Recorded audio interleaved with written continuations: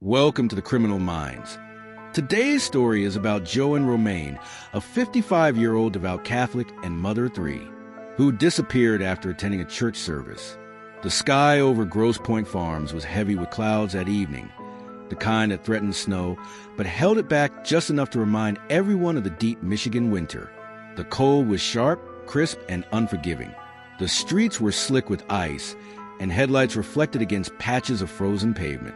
JoAnn Romain pulled her green Lexus into the parking lot of St. Paul Catholic Church just before 6:45 p.m. The towering stone building had always been a source of peace for her, a sanctuary she visited not just on Sundays, but in between life storms.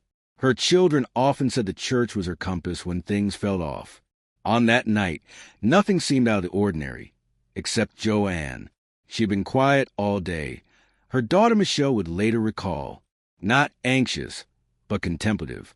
JoAnn didn't say where she was going, only that she'd be home soon. It was a normal church service, nothing more. She parked neatly, straightened the wheel, gathered her purse, and stepped out into the biting cold. Inside St. Paul's, the service had already begun. Flickering candles cast soft shadows along the cathedral walls. The pews were sparsely filled, typical for a Tuesday night. JoAnn slipped into a side pew, genuflected, and bowed her head. Witnesses later confirmed her presence, her calm demeanor, her folded hands, her reverence. What no one saw, or at least admitted to seeing, was her leaving. When the Mass ended, the congregation dispersed into the night. The silence returned to the church. But JoAnn did not come home. By 9:30 p.m., Michelle grew concerned. Her mother's phone was off. No texts. No calls. She called her brother Michael, then her sister Kelly. Worry spread fast. They drove to St. Paul's. There, in the same parking spot, sat JoAnn's Lexus, locked undisturbed. Her purse was inside. Her phone was gone. So were her keys. And then they saw the footprints. They were faint but visible in the freshly fallen snow, leading from the driver's side door, across the lot, toward the edge of Lake St. Clair. And stopping there, police arrived quickly. Within an hour, the narrative was forming. JoAnn walked toward the lake. Authorities believed it was a personal decision that ended tragically. Grosse Pointe Farms police combed the area. They found no signs of a struggle, no dragging marks, no broken ice, just footprints. But the lake was frozen in some spots, but not all. Divers were called in. They found nothing, no signs of foul play. The preliminary report stated, Michelle refused to believe it. She would never vanish like that, not without telling us something, not without saying goodbye, she insisted to the officers. But officers didn't press further. No surveillance was reviewed, no emergency alerts were issued, and no person of interest was questioned. JoAnn's children stood there under a sky full of stars as the ice creaked beneath their feet, and something darker settled in their bones. This wasn't what they said it was. It felt like something more deliberate. The morning after JoAnn's disappearance, a pale sun pushed through the gray Michigan sky, casting a cold light on the icy lake.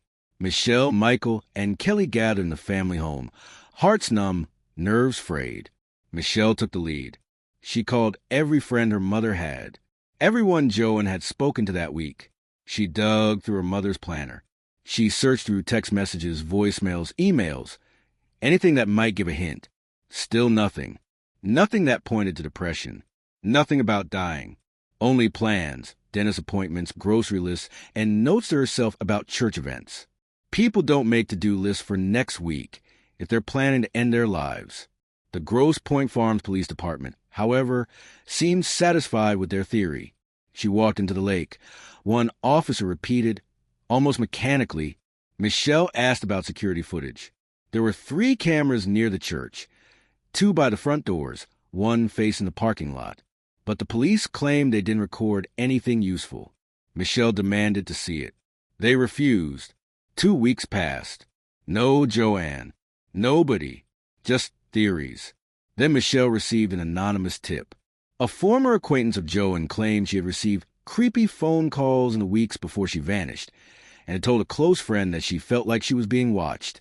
JoAnn, a woman of deep faith, had always believed in handling things calmly and diplomatically. She didn't scare easily, but she had been worried about something recently. Michelle called the church. A secretary remembered JoAnn asking if she could pray in private that day before the service, something she hadn't done in years. She seemed preoccupied, the woman said. Meanwhile, another discovery alarmed the family. A financial record showed that someone had accessed JoAnn's bank account the morning after she vanished. It was a failed login attempt, but it raised questions. Who was trying to access her money? When Michelle took that finding to police, they brushed it aside. Probably nothing, they said. She didn't believe them anymore. On March 20th, 2010, 68 days after JoAnn Romain went missing, a Canadian fisherman spotted something in the Detroit River near Boblo Island. It was JoAnn. The medical examiner confirmed her identity. The cause of death? Probable drowning. But the details didn't fit. Her body was in remarkably preserved condition for having supposedly traveled through miles of winter water, past dams, through locks, and around ice shelves. And then the autopsy came. There was no water in her lungs. Drowning typically forces water into the airway, even in cold conditions. But JoAnn's lungs were clear. There were bruises on her upper arms, inconsistent with a fall. More like she had been held, restrained. Her shoes were still on. Her clothing is intact. No damage suggests a violent struggle in nature. The family had one thought. She didn't walk into that lake. She was placed in the river.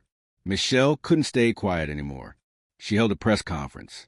Something was done to my mother, and the truth is being kept from us. And the Grosse Pointe Farms police are covering it up, she said. The media latched on. Headlines spread. Mystery in Michigan. Was JoAnn Romain silenced? Soon after, Michelle filed a $100 million wrongful death lawsuit against the city and the police department. She accused them of negligence, a lack of due diligence, and of ignoring clear signs of foul play. In the discovery process, shocking information emerged. Surveillance footage had been overwritten before it was reviewed. No forensics were done on JoAnn's car. Her phone was never traced, despite having GPS. Then came the most damning leak. A whistleblower within the department anonymously sent Michelle a copy of an early internal memo. It referenced a possible person of interest, someone JoAnn had business tensions with, but the investigation into that lead was deprioritized. No explanation, no follow-up, just buried. Michelle appeared on air, visibly emotional, pleading for the public's help. She didn't just disappear by choice. Michelle repeated again and again. Someone made her to disappear and staged it to look like she voluntarily disappeared. Theories swirled across the internet. Some claimed JoAnn had been involved in a secret affair.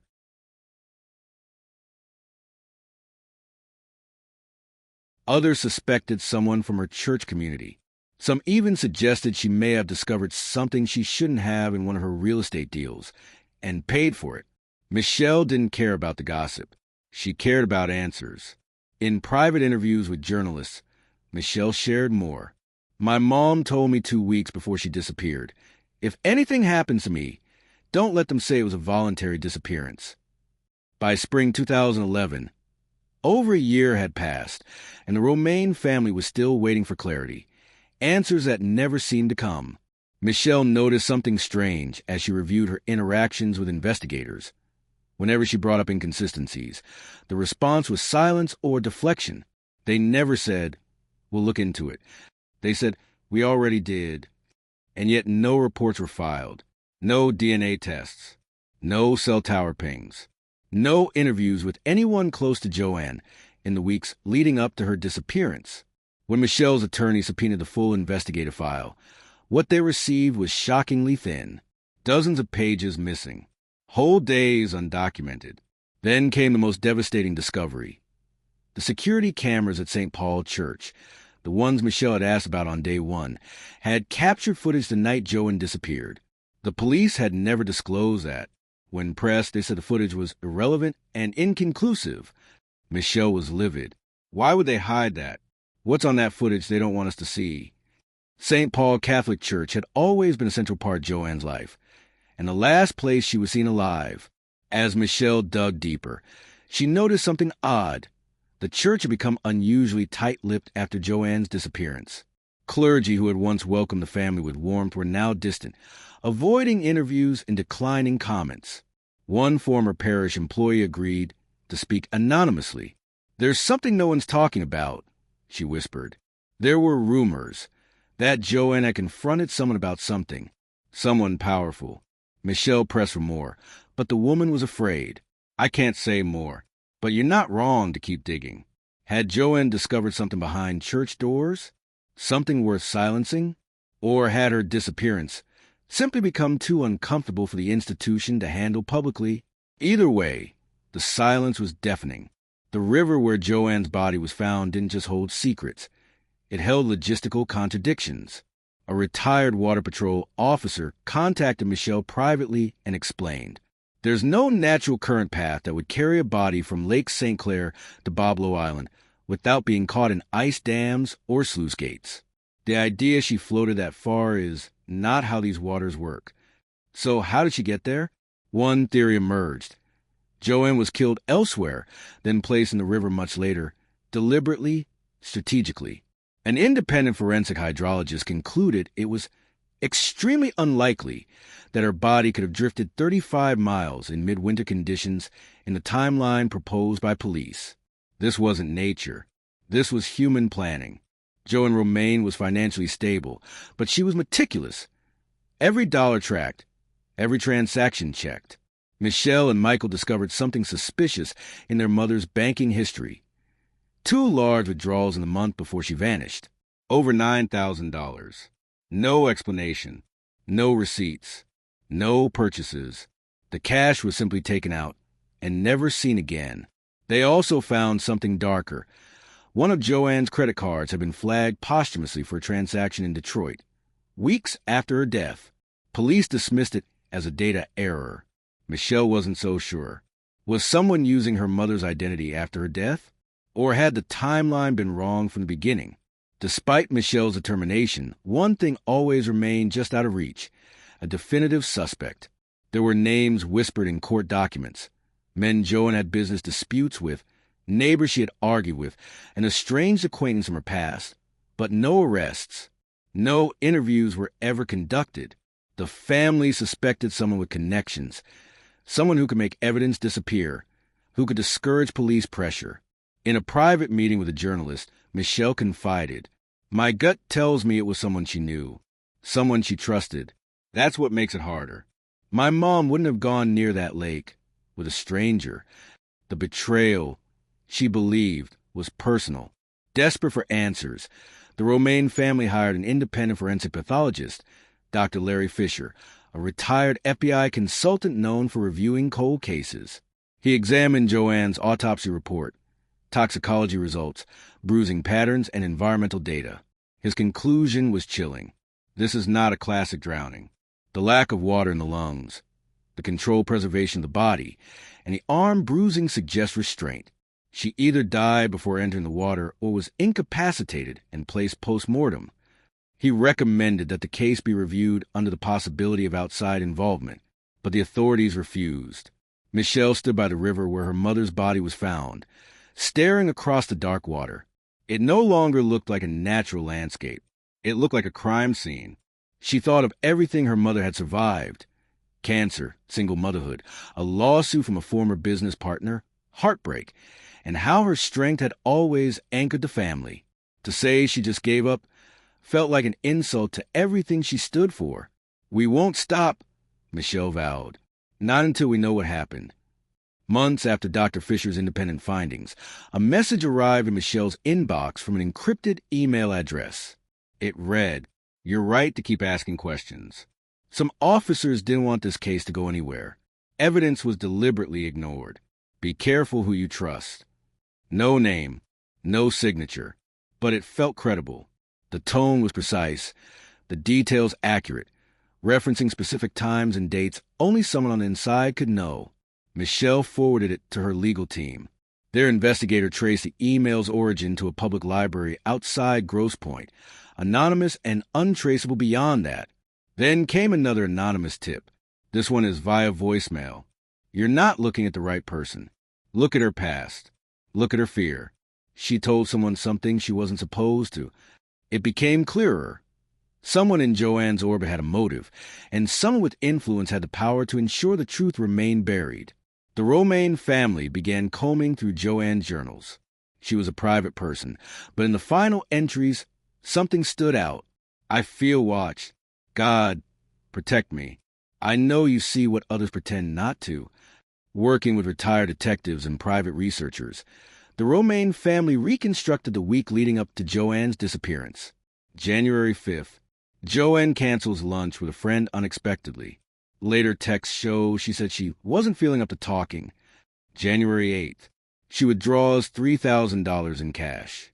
Her daughter asks what for. JoAnn deflects, saying it's for house expenses. January 10th. She speaks to someone for 42 minutes on the phone. That number is later untraceable, possibly a burner. January 12th. She attends Mass. Never returns home. It didn't feel random. It felt staged, coordinated, like someone had slowly closed in on her, and she knew it. In an interview with a neighbor, Michelle learned something she'd never been told. On the day JoAnn disappeared, a black SUV had been seen slowly circling the neighborhood just hours before she left for church. A tall man in a dark jacket knocked on her door just before 5:30 p.m. The neighbor thought it was a delivery. JoAnn answered, then closed the door quickly. No package ever came. Who was that man? And why had no police canvassed the neighbors after her disappearance? The family began to realize that the case hadn't just been mishandled, it had been intentionally steered off course. As pressure from national media grew, Grosse Pointe Farms officials became tight-lipped. Requests for public records were denied. Internal memos disappeared. Reporters were stonewalled, but the public wasn't convinced.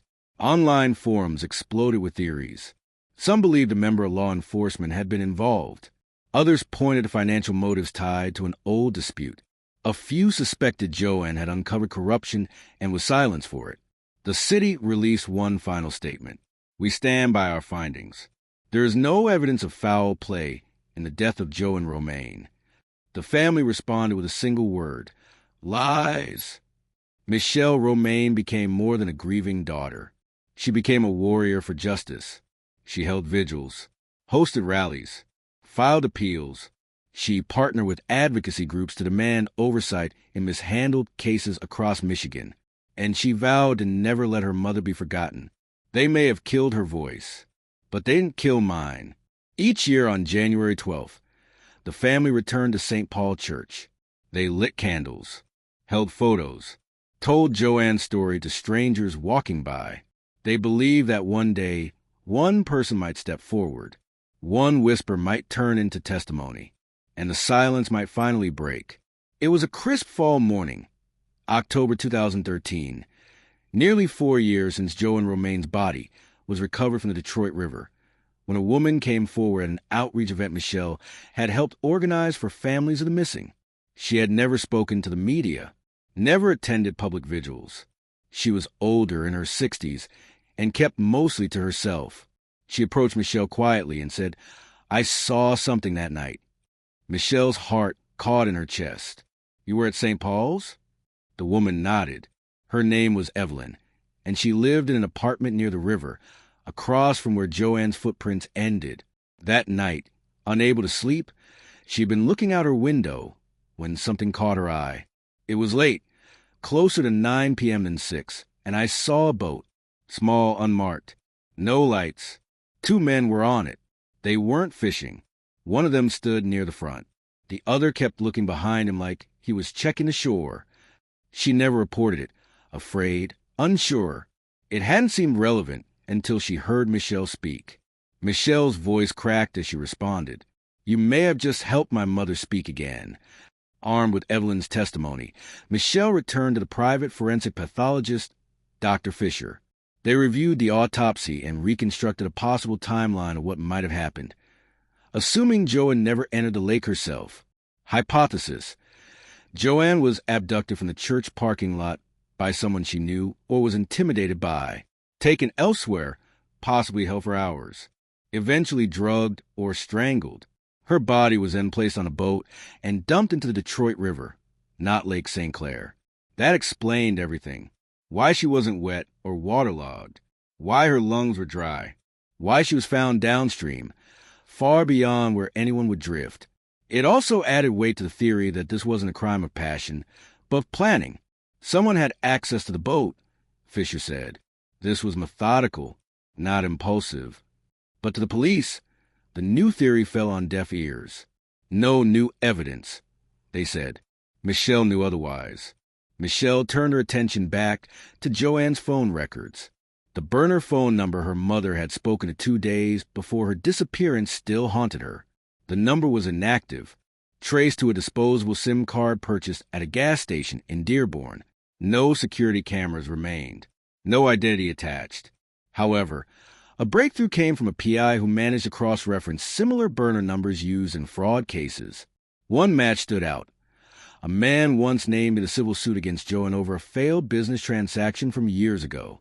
The case had been settled, but bitter feelings remained.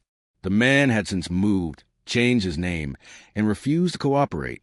When contacted, he said simply, "That case is closed. I've got nothing to say about it. Let her rest." It didn't sound like innocence. In early 2014, while searching through old VHS tapes of family holidays, Michelle stumbled across a tape labeled Mom, Spring '09. In it, JoAnn sat at her kitchen table, sipping coffee, chatting casually. Nothing dramatic at first, but near the end of the tape, she said something offhand that stopped Michelle cold. "If anything ever happens to me, tell them I didn't do it. I don't care what they say." Michelle paused, rewound, played it again.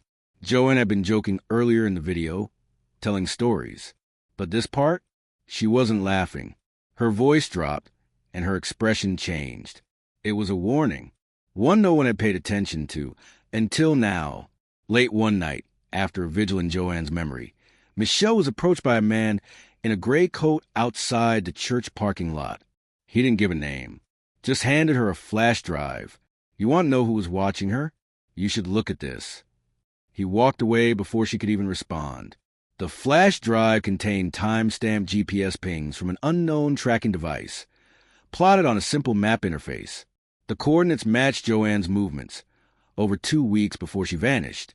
Whoever gave her the drive had access to someone tracking her vehicle. It was proof that someone had been following JoAnn. It was also the biggest break they'd had in years. Michelle stared at the screen for hours that night, watching the plotted points flash like breadcrumbs across southeast Michigan. JoAnn's movements were there in haunting detail. The grocery store, the bank, the dry cleaners, a lunch cafe in St. Clair Shores, and most chilling of all, every visit she made to St. Paul Catholic Church. The data wasn't just accurate. It was meticulous. Whoever tracked her knew her patterns, her habits, even her moments of solitude. The data ended the night she disappeared. Michelle took the flash drive to the PI working with her team, a digital forensics expert named Dan Ribicki. After some digging, Dan confirmed the worst. This data looks like it came from a GPS tracking device hardwired under her car. It is updated at regular intervals, the kind used by private investigators or people trying to hide something. Police had never mentioned anything about a tracker. Had they missed it or chosen to ignore it? Dan found a model type based on the data signature. It's not cheap. This was intentional. Someone was monitoring her with purpose. Armed with the GPS evidence, Michelle and her legal team revisited the crime timeline. If JoAnn's movements were monitored that closely, how had no one seen her go into the lake? Because she hadn't. Dan cross-referenced a timestamp from the GPS log with local security footage Michelle had obtained after suing for access under the Freedom of Information Act. At 7:47 p.m., the tracker showed JoAnn's car stationary at the church, but the parking lot camera showed no movement near her car. No JoAnn. No shadow walking toward the lake. Nothing. Only one car pulled out of the lot. Headlights briefly sweeping the same type of evidence that she saw on the dark SUV before. Dan expanded his investigation, digging into boat launch records from marinas along the Detroit River. Most boaters were casual fishermen or retirees, but on January 12, 2010, one motorboat launched unusually late, 9:32 p.m. The man who signed the slip used the name John Fisher and claimed it was a last-minute engine test. He stayed on the water for just under an hour. The boat's registration was incomplete. The phone number was disconnected. The ID listed was a fake. What marina staff remembered, however, was strange. The guy never looked me in the eye, wore gloves the whole time, told me not to help him push off. It was circumstantial, but it aligned perfectly with Evelyn's memory, and with JoAnn's body showing up exactly where this boat had returned. Michelle stared at the timestamp again. 9:32 p.m., 3 hours after her mother disappeared. 3 hours for someone to make a decision, to dispose of a body, to vanish into the dark. Michelle received another shock when she found a calendar alert buried in JoAnn's phone backup. It was a note for the day she disappeared. 6:30 p.m., meeting confidential, Park and Jefferson. That location was a small intersection just 5 minutes from St. Paul Church. No one knew about this meeting. Not the family, not her co-workers, not even her closest friends. She had gone to church instead. Or had she stopped at both? Michelle sent someone to canvass businesses at that intersection. One bar had a security camera still storing archive footage. With permission, the team retrieved a grainy clip from that night. The footage was faint, but it showed JoAnn's Lexus pulling into a parking lot at 6:27 p.m. She was there for exactly 10 minutes. Then she drove away towards St. Paul Church. Who had she met? What had been said? What was supposed to be confidential? It was in March 2016, 6 years after JoAnn's disappearance, when another twist came from a very unexpected place. A former informant contacted Michelle through her legal team. He didn't give her real name, but he gave enough to verify he'd once worked with a PI firm that conducted black bag jobs, surveillance, intimidation, even the occasional tracking for jealous spouses or shady business rivals. Years ago, we were asked to follow a woman, pretty well-dressed, lived in Grosse Pointe. Someone paid in cash. No names. He didn't know the client's identity, but he remembered the car. Green Lexus. Same one on the news. Michelle asked what the goal had been. Just watch. They wanted her routine. They said she had secrets. They didn't say what, but they were nervous. He didn't admit to following JoAnn the day she disappeared, but he made one thing clear. If someone wanted to make her disappear, they had the resources. For every trail Michelle followed, a dozen more vanished into fog. The mysterious meeting at Park and Jefferson, the dark SUV, the GPS tracker, the anonymous man on the Marina manifest, the informant who spoke of surveillance. All are connected by shadows, but not a single one is actionable in the eyes of the law. That was the hardest part, having evidence of something wrong, but nothing the system would move on. The Grosse Pointe Farms police continued to stonewall. The city attorney's office dismissed every new revelation as hearsay or non-credible sourcing. The FBI, when approached, said they had no jurisdiction unless new federal crimes were uncovered. Michelle felt the sting of betrayal, not just from whoever hurt her mother, but from the very institution sworn to protect her. There was smoke. Thick, acrid, undeniable smoke. But no one seemed interested in finding the fire. In June 2017, a padded envelope arrived at Michelle's law firm. No return address. No postage stamps. Just the firm's name, handwritten. Inside, an old flip phone dead and battered, but with its memory intact. Dan Rubicki took it apart carefully and found something shocking. A set of outgoing text messages was sent 2 days before JoAnn disappeared. They were short, coded. One simply read, "Meeting confirmed. She doesn't know." Another read, "Cold water. Long night." There was no way to tell who sent them or who the recipient was.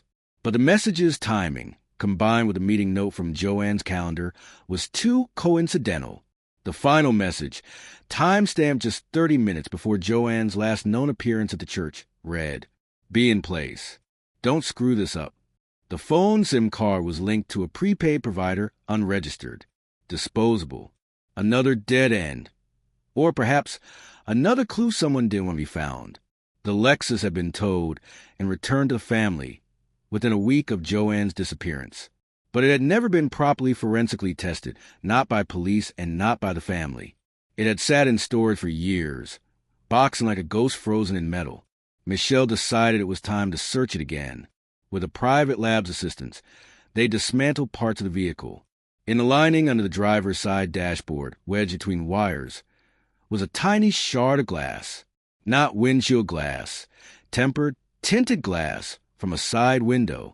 But none of JoAnn's windows had ever been broken. So where did it come from? Could someone have shattered a window during abduction, cleaned it up, and missed a single piece? The lab determined the glass did not match JoAnn's Lexus. It belonged to a different vehicle entirely, possibly a black SUV based on the tint and manufacturer imprint. It was small, insignificant in isolation, but added to the boat manifest, the text, the witness accounts, and the tracking device, it was patterned intent. An elderly former usher from St. Paul Church, Mr. Harold Kessner, reached out after reading a newspaper profile on Michelle's decade-long crusade. He said he remembered seeing JoAnn the night she disappeared. She was headed toward the side entrance. That's the door the staff uses. Odd. Most parishioners use the main entry after evening mass. When asked if he'd seen her leave, Harold hesitated. No, but I remember something else. A man in a long coat. He wasn't part of the usual crowd. He stayed near the door. Looked like he was waiting. Michelle showed him photos of the known acquaintances. None were a match. Whoever that man was, he hadn't come to pray. And JoAnn had never opened that door again. In late 2018, a new name surfaced through the private investigators' quiet probing. A woman named Rhonda V., the widow of a man JoAnn had worked with years earlier on a financial trust project. Her husband had died unexpectedly, but before his death, he confided in her about a woman who knew too much and how a situation was being handled. Rhonda had dismissed it at the time as paranoia, but after watching Michelle's Crime Watch daily interview, she had a sinking feeling the woman her husband spoke of had been JoAnn. When Michelle met her, Rhonda's hands trembled. He didn't say names, but he told me someone had a file on her, something that couldn't get out, and that he had been paid to look the other way. Michelle pressed for details, but Rhonda had none.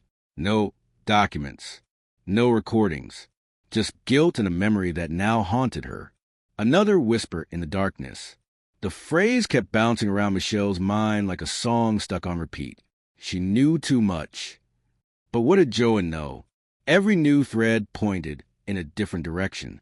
Real estate disputes, financial misconduct, church politics, private investigators, GPS tracking, surveillance teams, mysterious meetings. A body was dumped miles from where she vanished. Yet, every time Michelle came close to stitching it together, something slipped through. Then she remembered something. One seemingly minor conversation JoAnn had with a friend in late 2009. If something happens to me, look into the trust documents, JoAnn had said. Not the ones on file, the originals. There's a difference. Michelle had thought nothing of it at the time. But now, it rang like a bell. The Romain family began digging through JoAnn's office files again. They found boxes of manila folders, meticulously labeled, color-coded, financial records, contracts, deeds. One folder was labeled, Trust Private. Inside, multiple versions of estate documents, some identical, others not. One draft listed JoAnn as an administrator for a family's multi-million-dollar trust fund. The second, final version, filed officially, had her name removed, replaced with a corporate trustee linked to a man JoAnn had reportedly fallen out with. And in the margins, in JoAnn's handwriting, this is not what I signed. The alteration wasn't just a clerical error. It was a fraud. Was this the secret JoAnn had uncovered? Was this what she meant when she said, look into the trust documents? If so, it could mean JoAnn had become a liability, one someone couldn't afford to let live. Michelle and her attorneys presented the documents as part of a refiled wrongful death complaint in 2019, asserting financial motive, premeditation, and a multi-party conspiracy to cover up what they did to her mother. Their argument now had a through line. 1. JoAnn discovers her signature was forged on a major trust fund alteration. 2. She confronts the parties involved. 3. She begins receiving threats and odd calls and is surveilled. 4. She schedules a private confidential meeting the night she disappears. 5. She never comes home. Yet despite the compelling evidence, the court dismissed the case again, citing a lack of direct evidence linking any individual to a criminal act. Michelle was devastated.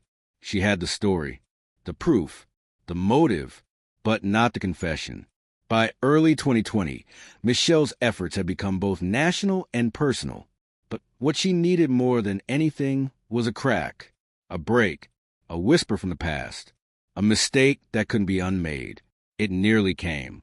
A former city employee, let go during a departmental reorganization, reached out quietly. He said something that stunned Michelle. There's a report. One no one ever filed officially. It talks about a complaint JoAnn made in 2009 about harassment. It was buried, never logged into the system. He never saw the name of the accused, but said JoAnn mentioned being warned off a financial audit. Michelle demanded the records. The city claimed no such document existed. Then it was destroyed, the man said plainly. Even a lie leaves a footprint. But someone had swept the tracks behind them well. On January 12, 2020, 10 years of the day since JoAnn disappeared, Michelle returned to the icy edge of Lake St. Clair. This time, she brought a crowd. Hundreds gathered, holding candles. The cold cut through their gloves, but they stood silently, shoulder to shoulder, in defiance of forgetting. A sign read, "We remember. We know. We won't stop." Michelle stood near the water where her mother's footprints had ended a decade earlier. She looked at the snow, at the air, at the sky that hadn't changed in all this time. Then she spoke, her voice firm, shaking only slightly. "You can hide the evidence. You can rewrite the story. But my mother's voice is louder than your silence. And mine? Mine is never going quiet." As the crowd chanted her name, the lake behind them sat still and quiet. But now, it no longer had the final word. There's something eerie about a mystery that begins in a church, where prayers are whispered and silence holds so much weight. JoAnn Romain's story remains one of the most debated disappearances in modern true crime. A case where a grieving family refused to accept a simple narrative. A case where water doesn't just wash things away. It buries secrets. And now, 15 years later, the waves still whisper her name. But is anyone listening? Comment your theory below. Subscribe for more daily crime mysteries. Share this story to help keep JoAnn's case alive.